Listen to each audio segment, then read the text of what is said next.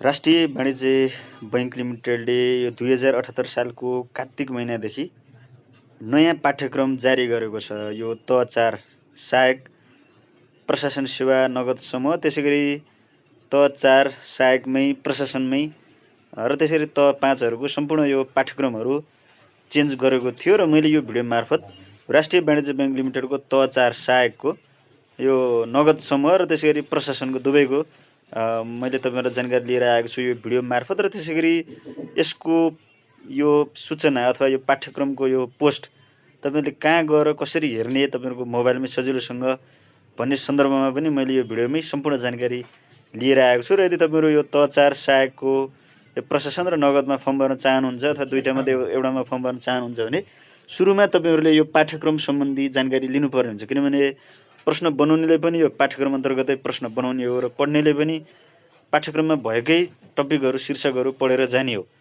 र यो 2078 सालदेखि नयाँ आएको छ। अब केही वर्ष, लगभग 5-10 वर्ष यही नै पाठ्यक्रम हुन सक्दछ अथवा अर्को नयाँ नआउन्जेल यही 78 सालदेखि लागू भएकै पाठ्यक्रम अब प्रत्येक वर्ष यो यही पाठ्यक्रमबाटै तपाईँहरूले पढ्ने हो र यही पाठ्यक्रम अन्तर्गतै प्रश्न आउने हो। र यसमा जम्मा 3वटा चरणमा यो पाठ्यक्रमलाई विभाजन गरेको छ।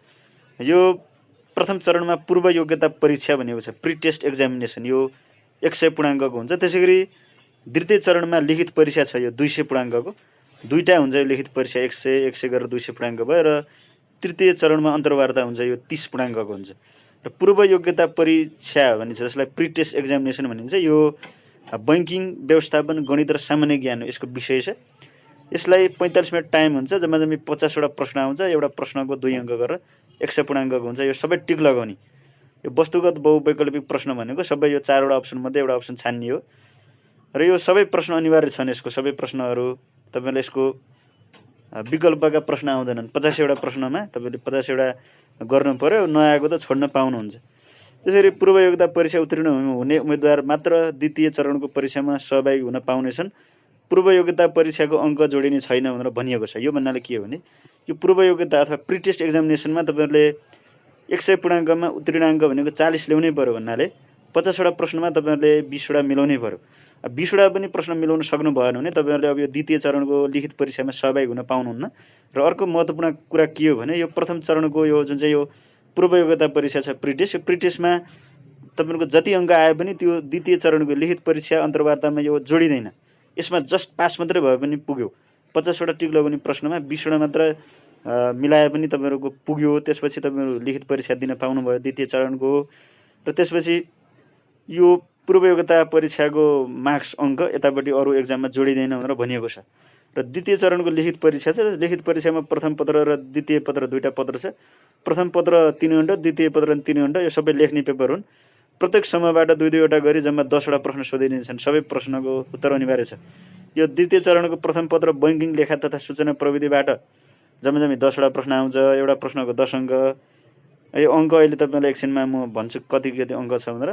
त्यसरी द्वितीय चरणको यो व्यवस्थापन, गणित र सेवा सम्बन्धीबाट पनि तपाईँलाई 10वटा प्रश्न आउँछ भनेर भनिएको छ। त्यसरी त 4 सहायक पदको प्रथम चरणको पूर्व योग्यता परीक्षाको पाठ्यक्रमको विस्तृत विवरण भनेर भनिएको छ। तपाईँहरूलाई यसमा कुनै पनि क्यालकुलेटर युज गर्न पाउनुहुन्न तपाईँहरूले यो प्री टेस्ट एक्जामिनेसनमा, र अर्को यो लेख्ने पेपरमा पनि क्यालकुलेटर युज गर्न पाउनुहुन्न। र त्यसरी तपाईँहरूको यो वस्तुगत वैकल्पिक हुने परीक्षामा परीक्षार्थीले उत्तर लेख्दा अङ्ग्रेजी ठुलो अक्षर क्यापिटल लेटर ABCDमा लेख्नु पर्नेछ। सानो ABCD सानो लेख्नु भयो भने त्यो मान्य हुने छैन, उत्तर पुस्तिका रद्द हुनेछ भनेको छ। यो चाहिँ तपाईँले एक्जाम दिन जाँदाखेरि त्यहाँनिर तपाईँलाई सिकाइन्छ। प्रथम चरणको यो बैङ्किङ व्यवस्थापन, गणित र सामान्य ज्ञान छ, यो पूर्व योग्यता परीक्षाको यसको विषय। यसको 100 पूर्णाङ्क हुन्छ। यो भित्र तपाईँलाई आउने भनेको बैङ्किङ र एननियम। बैङ्किङ र एननियममा यसको 15वटा प्रश्न आउँछ, एउटा प्रश्नको 2 अङ्क गरेर 30 अङ्क भयो। योबाट बैङ्किङ विकास र नेपालमा हालको बैङ्किङ अवस्थाहरू भन्नाले, बैङ्किङ विकास भन्नाले नेपालमा बैङ्कको इतिहासदेखि अहिलेसम्म सबै पढ्नु पऱ्यो। त्यसरी ग्राहक संरक्षण सिद्धान्त, ग्राहक पहिचान KYC भनिन्छ, नो योर कस्टमर्स, निक्षेपका प्रकार तथा परिचालनहरू, कर्जा वर्गीकरण र कर्जा नोक्सानी व्यवस्था, रेमिट्यान्स र भुक्तानीका साधनहरू भनेर भनिएको छ। त्यसरी सेयर, डिबेन्चर र ऋणपत्र, वाणिज्य बैङ्कको काम, कर्तव्य र अधिकार, केन्द्रीय बैङ्क सम्बन्धी सामान्य जानकारी, नोट कोष, भारो कोष र कोष व्यवस्थापन, सुन चाँदी, नेपाल राष्ट्र बैङ्क ऐन, बैङ्क तथा वित्तीय संस्था सम्बन्धी ऐन, बैङ्किङ कसुर तथा सजाय ऐन 2064, सम्पत्ति शुद्धिकरण मनी लाउन्डरिङ निवारण 2064 भनेर भनिएको छ।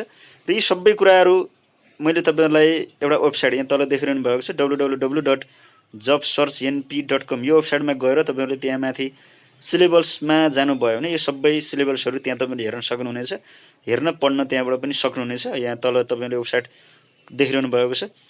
खमा छ यो व्यवस्थापन र लेखा, यो 10वटा प्रश्न आउँछ यसबाट। व्यवस्थापन र लेखा, मानव संसाधन व्यवस्थापन, भर्ना छनौट र तालिम, उत्प्रेरणा र कार्य सम्पादन मूल्याङ्कन, संस्थागत सुशासन, नेतृत्व, त्यसरी यो व्यवस्थापनमा सूचना सञ्चार प्रणाली, दोहोरो लेखा प्रणाली, नगद खाता र सानो नगदी कोष, ट्रायल ब्यालेन्स, जसलाई सन्तुलन परीक्षण भनिन्छ नेपालीमा, नाफा नोक्सान हिसाब, बासलात। अर्को छ अब गणित। गणितबाट 10वटा प्रश्न आउँछ।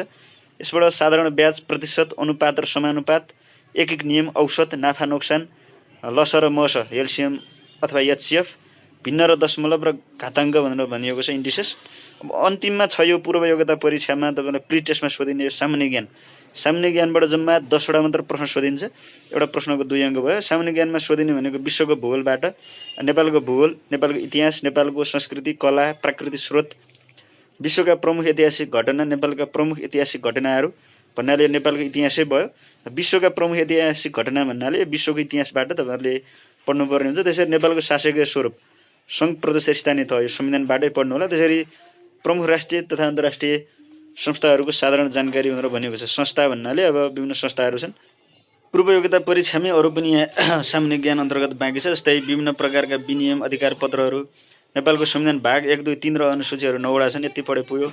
नेपालका म्याक्रो इकोनोमिक सूचकहरू, GDP, GNP, SDI, per capita income, BOP, price index, public डेब्ट, राष्ट्रिय र अन्तर्राष्ट्रिय खेलकुद पुरस्कार, नवीनतम गतिविधि एवं घटनाक्रम सम्बन्धी सामान्य जानकारी पढ्नु पर्यो। अन्तिममा छ यो पूर्व योग्यता परीक्षाको अन्तिममा यो अहिले मैले सामान्य ज्ञान भनेको थिएँ। सामान्य ज्ञानपछि अर्को छ वहाँमा कम्प्युटरबाट पनि तपाईँलाई 5वटा प्रश्न आउँछ यो टिक लगाउनेमा पूर्व योग्यता परीक्षामा। कम्प्युटरको कन्सेप्ट, हिस्टोरी एन्ड टाइप पढ्नु पर्यो। कम्प्युटर अपरेटिङ सिस्टम, डिओएस, डस, windows, Linux, Unix. Computer abbreviation भनेको सर्टकटहरू, जस्तै तपाईँलाई मानौँ आरओएम, रोमको फुल फर्म के हो, what is the full form of ROM भन्छ, त्यहाँ तपाईँलाई 4वटा अप्सन आउँछ, एउटा टिक लगाउनु पर्यो। कम्प्युटरको तपाईँलाई मानौँ ओपीको फुल फर्म के हो भन्ला, त्यस्तै तपाईँलाई आउँछ। र त्यो office system, internet, intranet, extranet and email भनेर भनिएको छ। यति तपाईँहरूलाई भयो पूर्व योग्यता परीक्षामा, यतिबाटै तपाईँलाई प्रश्न आउँछ। यतिबाट तपाईँहरूले मात्र 20वटा, 50वटा प्रश्नमा 20वटा मात्र मिलाउनु भयो भने पनि अब यो द्वितीय चरणको यो जुन चाहिँ यो द्वितीय चरणमा 2टा छ लेख्ने पेपर, प्रथम पत्र र द्वितीय पत्र, यो तपाईँहरू यसको एक्जाम दिन पाउनुहुन्छ। त्यसमै 20वटा पनि मिलाउन सक्नु भएन भने अब त्यसपछिको यो एक्जामहरू दिन पाउनुहुन्न र यो पूर्व योग्यता परीक्षाको अङ्क यो एक्जाममा जोडिँदैन भनेर पनि त्यो सूचनामै भनिएको छ। मात्र पास मात्रै भए पनि भयो। अब मैले अहिले तपाईँलाई देखाइरहेको छु यो त4 नगद, यो सहायक नगद त4 प्रशासन सेवाको नगदको यो पाठ्यक्रमको अब हामी द्वितीय चरणमा छौँ। द्वितीय चरणमा प्रथम पत्रमा बैङ्किङ लेखा र सूचना प्रविधि छ, त्योभित्र तपाईँले बैङ्किङका कुराहरू पढ्नु पर्यो। बैङ्क तथा वित्तीय संस्था सम्बन्धी विभिन्न ऐन कानुनहरू छन्, ती ऐन कानुन पढ्नु पर्यो। लेखा प्रणालीका कुराहरू छन्, ती पढ्नु पर्यो। आन्तरिक नियन्त्रण प्रणालीका कुराहरू छन्। त्यसरी यो कम्प्युटर सूचना प्रविधि सामान्य ज्ञान भनेको छ, माथि पनि यो टिक लगाउनेमा थियो, अब तल पनि तपाईँलाई माथि टिक लगाउनेमा थियो, तल अब लेख्नेमा आउँछ, यता साइडमा छ 2x10 भनेको छ। 2टा प्रश्न आउँदा दशअङ्कको 2टा प्रश्न आउँछ यो कम्प्युटरबाट पनि। त्यसरी यो तल अब यो द्वितीय चरणको प्रथम पत्र सक्यो। द्वितीय चरणको अब द्वितीय पत्र व्यवस्थापन, गणित र सेवा सम्बन्धी भनेको छ। यसबाट समूह कमा व्यवस्थापन छ, व्यवस्थापनबाट 2टा प्रश्न आउँछ, दशअङ्क 20 अङ्क भइहाल्यो। कार्यालय व्यवस्थापनबाट 2टा प्रश्न आउँछ, 10 अङ्कको। मानव संसाधन व्यवस्थापनबाट 2टा प्रश्न, गणितबाट 2टा प्रश्न छ। 6वटा टपिक छ तर 2टा प्रश्न चाहिँ साइडमा हेर्न सक्नुहुन्छ। सेवा सम्बन्धीबाट पनि 2टा प्रश्न आउँछ भनेर यहाँ भनिएको छ। त्यसरी अब मैले अहिले पनि भने सबै पढेर बस्दाखेरि समय धेरै जान्छ। तपाईँहरूले यहाँ तल देखाइरहेको वेबसाइटको लिङ्क www.jobsearchnp.com भनेर तपाईँहरूको मोबाइलमा, ल्यापटपमा, कम्प्युटरमा, गुगल क्रोममा गएर www.jobsearchnp भनेर सर्च गर्नुभयो भने यो पाठ्यक्रम तपाईँहरूले त्यहाँ त्यो वेबसाइटभित्र गएर त्यहाँ माथि सिलेबस लेखिएको हुनसक्छ अथवा होममा पनि भेटाउन सक्नुहुन्छ। त्यहाँ तपाईँहरूले खोजेर यो पाठ्यक्रम त्यहाँबाट पढ्न र हेर्न सक्नुहुनेछ। र यहाँ अब निकै नै महत्त्वपूर्ण छ, लिखित परीक्षाको माध्यम भाषा नेपाली वा अङ्ग्रेजी अथवा नेपाली र अङ्ग्रेजी दुवै हुनेछ भनेर भनिएको छ। त्यसै गरी यहाँ अरू खासै कुरो छैन। लिखित परीक्षाको प्रत्येक पत्रमा न्यूनतम 40% अङ्क प्राप्त गर्नुपर्ने छ। 40भन्दा कम तपाईँहरूको आयो भने तपाईँहरूको चेकै हुँदैन। जस्तै लिखित परीक्षामा 2टा पत्र छ, प्रथम र द्वितीय। प्रथममा 40 भन्दा कम आयो भने द्वितीय अब चेकै हुँदैन तपाईँहरूको। यो त्यसपछि अब यसमा सबैमा पास हुनुभयो, पूर्व योग्यता यो लिखित सबैमा पास हुनुभयो भने अन्तिममा एउटा अन्तर्वार्ता हुन्छ। अन्तर्वार्तामा नि तपाईँहरूको अब सबै पास हुनुभयो भने योग्यता क्रम अनुसार तपाईँहरूको अब नियुक्ति गरिन्छ। अब यससँग सम्बन्धित अन्य जानकारीमूलक भिडियोहरू म तपाईँलाई आगामी समयमा अपलोड गरेँ। अब यो मैले तपाईँलाई अहिले देखाइरहेको सिलेबस नगदको पनि यही नै हो, तह 4 प्रशासन सेवाको पनि यही हो, नगद सेवा समूहको पनि यही नै हो। किनभने तपाईँहरूले नगद र प्रशासनको दाँजेर सिलेबस हेर्नुभयो भने लगभग सबै 100% एउटै छ। तह 4 हो, सहायक हो, सहायक नगद अथवा सहायक प्रशासन हो। यो सबैको यो नगदको र सहायकको 100% सबै एउटै नै छ, केही पनि फरक छैन। तर तपाईँहरूले फर्म भर्दा भने सहायक अथवा सहायक प्रशासन हो कि नगद हो त्यसरी भर्ने हो। तर यो पाठ्यक्रम भने तपाईँहरूको एउटै नै छ। तपाईँहरूले यो फेरि पनि सरसरी हेर्न सक्नुहुनेछ। र मैले यो पाठ्यक्रम कुन वेबसाइटमा कहाँ कसरी गएर हेर्ने भन्ने सन्दर्भमा पनि तपाईँलाई जानकारी गराएँ। र आगामी समयमा यस्तै यस्तै जानकारीमूलक भिडियोहरू अपलोड गर्ने नै छु। र त्यसको लागि तपाईँहरूले सब्सक्राइब गर्न बाँकी हुनुहुन्छ भने सब्सक्राइब गरेर सँगै रहेको घन्टी आकारको नोटिफिकेसन बेलमा क्लिक गरेर ALLमा पनि क्लिक गर्नुहोला। र राष्ट्रिय वाणिज्य बैङ्कको तयारी गर्नु हुने अथवा तयारी गर्ने सोचमा रहनुभएको साथीहरू सबैजनालाई मेरो तर्फबाट अहिलेदेखि नै अल द बेस्ट भन्न चाहन्छु। राम्रोसँग पढ्नुहोला, तयारी गर्नुहोला। र सिलेबस अहिले 2078 सालदेखि चेन्ज भएको छ। अब केही वर्ष चेन्ज हुँदैन, सिलेबस यही नै हो। र आगामी समयमा म यस्तै यस्तै जानकारीमूलक भिडियोहरू ल्याउने नै छु भन्दै यो भिडियो यही नै टुङ्गन चाहन्छु। हस्त, धन्यवाद, नमस्कार।